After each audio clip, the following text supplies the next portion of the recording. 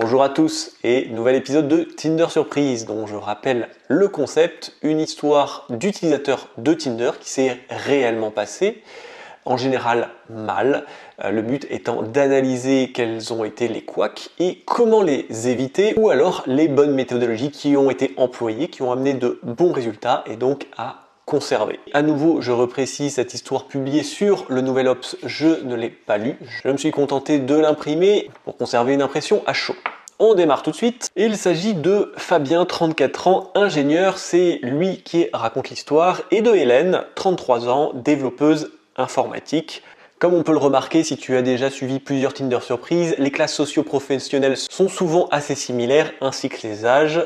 C'est un critère récurrent dans les connexions amoureuses, mais qui n'est pas une fatalité. Lorsque l'on connaît et qu'on applique les méthodologies de séduction, ce que j'enseigne durant mes coachings.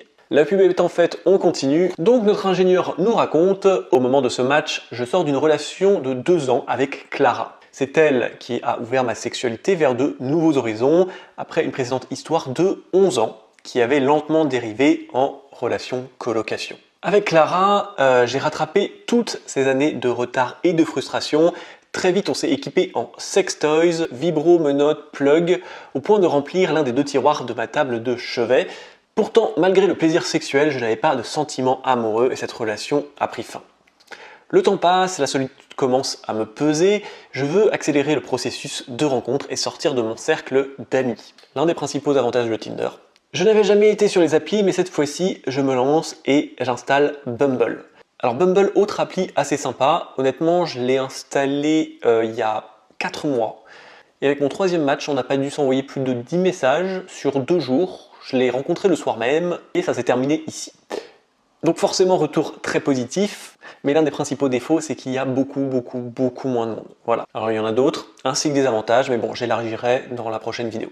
On passe à la partie match, donc avril 2021, pendant le confinement, je discute avec cette fille, Hélène. Elle est sportive, a beaucoup d'humour et une culture geek comme moi. Tous les voyants sont verts. Entre nous, le courant passe et elle me plaît beaucoup. Ce premier match me donne envie d'aller plus loin, on décide de se voir à l'extérieur. Comme rien n'est ouvert, ni bar ni resto, je lui propose un gentil pique-nique.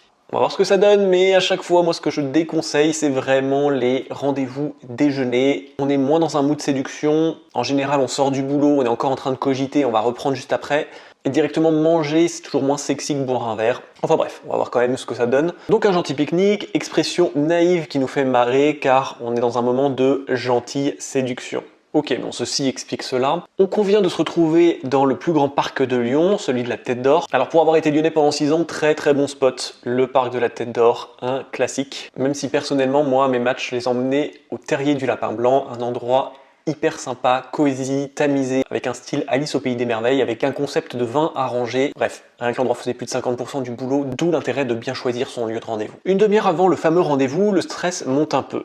C'est mon tout premier date via l'appli, alors les questions fusent dans ma tête. Ok, donc là on peut pardonner pour l'histoire du pique-nique. Qu'est-ce que je vais bien pouvoir lui raconter? Est-ce qu'elle ressemblera à sa photo?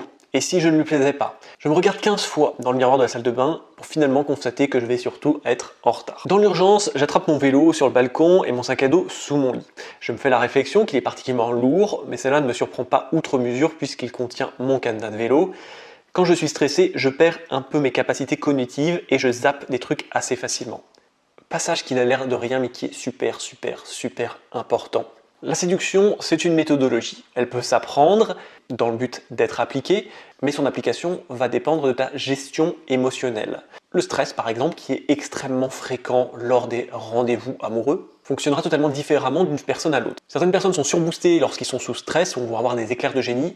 D'autres, dont j'ai fait partie, vont avoir complètement le cerveau qui s'arrête. C'est pour ça que tu auras beau avoir fait tous tes devoirs, tout comme le permis de conduire, et bien si le jour J, l'examinateur s'amuse à te mettre des petits coups de pression et que tu fais partie de la 2e catégorie, et bien au lieu d'être plus vigilant, tu vas commencer à faire des conneries. Tout comme certaines personnes qui sont capables de faire un one-man show devant leurs potes, mais une fois face à une nana, vont se retrouver à bégayer. C'est aussi l'un des points sur lesquels je travaille en coaching. On reprend, là je suis tellement anxieux que je file sans même m'assurer que j'ai toutes mes affaires sur moi. Entre temps, Hélène m'annonce qu'elle a préparé des lunchbox. Pas besoin d'acheter quoi que ce soit à la boulangerie, ça me fera gagner du temps.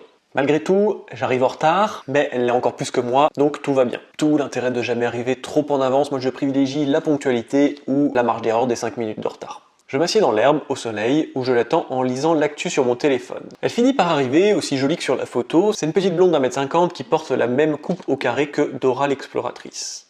Entre parenthèses, c'est elle qui le dit. J'ai du mal à m'imaginer Dora en blonde, mais bon.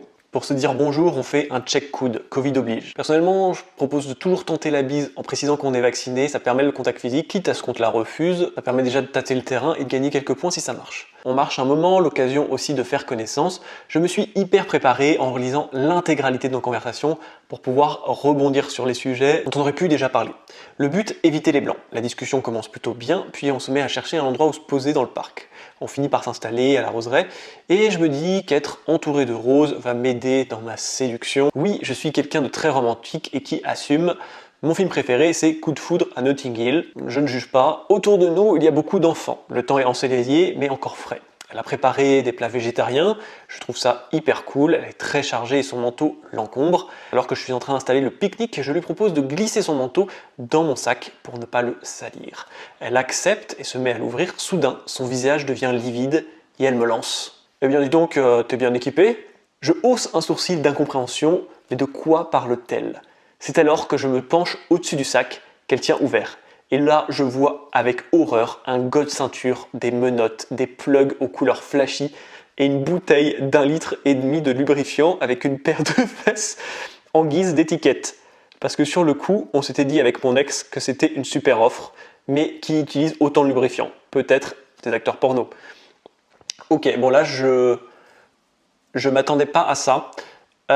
Pour être tout à fait honnête, quand je vais sur le site du Nouvel Obs, donc j'imprime l'article, donc le témoignage, et en général ce qu'ils font pour attirer l'attention, c'est de mettre en gros quand même la phrase choc de l'article, et j'ai pas pu éviter de dire « t'es bien équipé ». Bon, donc moi je m'attendais à ce que ce soit quelque chose qui se dise déjà dans le lit, mais apparemment non, et là j'avoue je m'y attendais pas. Après, je pense qu'il y a possibilité de rattraper encore le coup. Ahuri, je reste muet. J'agrippe mon sac de honte, dans ma tête j'essaie de faire le lien, de me remémorer comment ces trucs sont arrivés là. Une scène me revient. C'était il y a 3 semaines, quand ma mère m'a rendu visite. Décence oblige, je lui ai cédé ma chambre. Mais avant ça, j'avais pris le soin de vider mon fameux tiroir à sextoys et de tout mettre dans un sac à dos que j'ai glissé sous mon lit. Pas mauvaise idée. Le même sac à dos que celui que tient Hélène à cet instant critique. Bon, mauvaise idée du coup.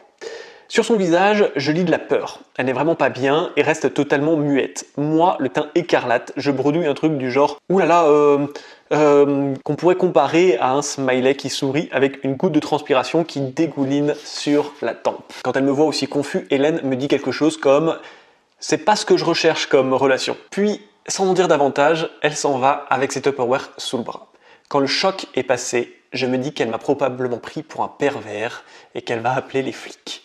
J'ai une imagination assez fertile. Je m'imagine un scénario dans lequel un vrai pervers sévit à Lyon et que je me retrouve à être interrogé par la police. Parce que bon, venir à un premier rendez-vous avec un arsenal de sextoy, c'est plutôt suspect. Du coup, sur le chemin du retour, un peu à la manière du Petit Pousset, je jette chaque sextoy dans des poubelles différentes. Putain, le pire c'est que ça coûte cher en plus ces trucs. Après, je me demande encore aujourd'hui ce que cette fille a pu s'imaginer quand je lui ai initialement proposé un gentil pique-nique. Aïe, ah ouais, du coup là c'est terminé en fait. Ah, je pensais en fait qu'elle l'accompagnait, que c'était qu'elle avait compris. Enfin, bon, je poursuis et on analysera après. Maintenant, je voudrais adresser un message plus personnel à Hélène. Peut-être lira-t-elle cet article, j'en doute. Alors voilà Hélène, sache que j'ai un peu pleuré à l'intérieur de moi quand tu es partie avec tes boîtes en plastique en me laissant seule dans l'herbe. J'ai failli te courir après et hurler « ce n'est pas ce que tu crois ». Sur le coup, je me suis dit que ça n'allait pas sauver ma cause. Mais aujourd'hui, si tu me lis, sache que je ne suis pas un psychopathe. Et si d'aventure tu as réussi à surmonter ce traumatisme, on ne sait jamais, tu as toujours mon numéro. Il termine avec son avis sur les applications. Je pense que c'est plutôt une bonne chose, mais je pense aussi qu'il y a vraiment des règles implicites dans le jeu de la séduction sur les applis qu'il faut maîtriser si on veut faire une jolie rencontre. À ton avis, pourquoi je fais ce que je fais? Ça ne s'explique pas vraiment comme règle, mais à force d'expérience, en filtrant les profils, on peut voir qui peut nous correspondre vraiment. Il est certain que tout le monde n'a pas besoin de passer par là, mais pour ceux qui ont une affinité avec la technologie, cela peut être une alternative vraiment intéressante pour rencontrer quelqu'un. Et bien là-dessus, je te rejoins, mais essayons de comprendre comment tu aurais pu récupérer la situation, car la situation est toujours récupérable. Ça, c'est un problème que je retrouve assez souvent. C'est le fait qu'une fois qu'une erreur est faite, on reste sur l'erreur, on n'essaye pas de s'en sortir, on s'excuse de s'excuser, et ça ne fait que rajouter du malaise, et au final, eh bien, tout se rate. Moi, il y a énormément de reprises de volets que j'ai faites, des moments où j'ai essayé d'embrasser qui m'ont été refusés, des propositions de tisane de fin de soirée chez moi qui ont été totalement ignorées, avec des filles que j'ai pourtant réussi à reconquérir par la suite pour des histoires plus ou moins longues. Alors je serais bien sûr un menteur si je te disais que ça marche à 100% des coups, et le fait que ce soit ton premier rendez-vous excuse beaucoup de choses, surtout le stress qui va forcément t'empêcher de prendre les décisions les plus rationnelles, mais comme il n'est pas précisé qu'elle t'avait supprimé de Tinder, je pars du principe que c'était pas le cas, qu'il y avait une infinité de possibilités de repêcher le date. À ce stade-là, ça aurait été déjà de peut-être la recontacter via l'application, puisqu'il n'est pas précisé qu'elle avait supprimé le match. Mais ce qui me fonctionne le mieux, c'est ce qui est à chaud, lorsque la personne n'a pas eu le temps de forger totalement une image de toi. Le fait de découvrir un sac rempli de sextoy le jour du premier date, forcément, ça crée une sorte de choc. Sauf qu'une fois que la personne part, s'en va, elle va commencer à réfléchir à ce qui va se passer, moins elle aura d'informations, plus elle va commencer à modeler une image de pervers ou mec qui attendait vraiment quelque chose d'assez intense sexuellement dès le premier rendez-vous, pleine heure du déjeuner. En plus, je l'explique, pour ne jamais faire de date à l'heure du déjeuner, d'où l'intérêt de faire sa reprise de volet à chaud. Et là, qu'est-ce qui aurait marché le mieux? C'est l'honnêteté, avec un peu d'humour. Avec quelque chose de très simple comme « Écoute, je vais être honnête, ce qu'il y a dans ce sac n'aurait pas dû être dans ce sac. Est-ce que tu m'accorderais juste un café pour que je t'explique comment c'est arrivé là? Au pire, tu auras une histoire drôle à raconter à tes copines. » Voilà, c'est honnête, tu lui donnes un temps défini. T'es pas obligé de la garder toute l'après-midi, au moins de t'expliquer, un café, voilà, c'est quelque chose avec du monde autour, eh bien tu limites les chances d'avoir un refus et tu t'offres une possibilité de pouvoir rattraper le coup. On a tendance à oublier parfois dans la séduction que même s'il y a une méthodologie, voilà, on s'adresse quand même à des femmes, donc des êtres humains, donc qui sont sensibles au raisonnement. Et à défaut de me répéter, je vais te raconter cette histoire de cette fille que j'ai rencontrée pendant la seconde vague de Covid, où je n'ai jamais eu autant de résultats sur Tinder, grâce à deux principaux facteurs. Le premier, c'est que tout le monde était isolé, et le deuxième, c'est que de se rencontrer de manière totalement illégale rendrait ça encore plus excitant. Et donc, cette rencontre avec cette fille, pour éviter de tomber inopinément sur la police, on s'était prévu une fin de journée sur les pentes de Beldon, donc les monts qu'on a autour de Grenoble, avec une vue sur la ville et le soleil tombant. Et donc on était avec nos verres de vin à regarder le soleil se coucher, et c'est là que je tente de l'embrasser. Elle me repousse en me disant mais du coup qu'est-ce que tu fais? Ce que j'ai fait, c'est que j'ai été honnête, je lui ai juste expliqué, bah écoute, je suis là avec toi, j'ai passé une super fin de journée, on est avec des verres de vin face à un coucher de soleil sur la ville. Personnellement dans un film, c'est la scène où je pensais qu'on aurait pu s'embrasser. Je lui dis ça de manière très honnête, et mon but n'était même pas d'essayer de pousser, je déconseille le forçage, mais toujours la reprise de volet, quitte à travailler un petit peu plus longtemps par la suite et trouver de nouveaux angles, et là il n'y a même pas eu besoin. Elle a bugué pendant 2 secondes, et m'a dit ah bah c'est vrai, voilà, juste avec des arguments, en fait, c'est vrai qu'on était dans un cadre un peu parfait, on ne pouvait pas vraiment me reprocher d'avoir pu penser que s'il y avait un moment où on aurait dû s'embrasser, bah ça serait celui-là. Et ce qu'elle a fait, c'est qu'elle s'est retournée vers moi et m'a dit bah écoute, si tu veux, on peut recommencer. Elle a fermé les yeux, s'est penchée vers moi en attendant que je l'embrasse. Donc voilà, une petite anecdote qui peut paraître plus facile à dire qu'à faire. En soi, c'était pas grand-chose.